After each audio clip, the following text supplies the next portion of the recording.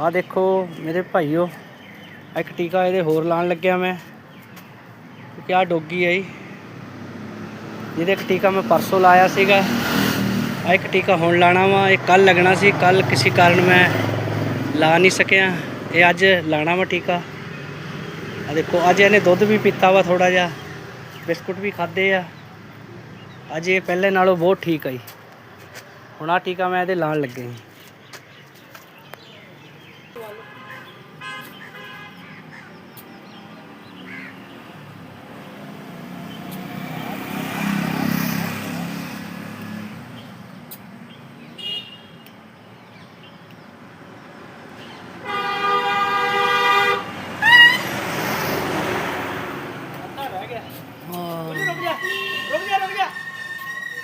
ਅੱਜ ਇਹਦੇ ਥੋੜੀ ਜਿਹੀ ਪੇਨ ਹੋਈ ਹੈ ਨਾ। ਹਾਂ ਅੱਧਾ ਰਹਿ ਗਿਆ। ਬੰਦ ਕਰ ਦੋ, ਵਿੱਚੋਂ ਬਟਨ ਦੱਬ ਦੋ, ਲਾਲ ਵਾਲੇ ਤੇ ਹੱਥ ਮਾਰ ਦੋ।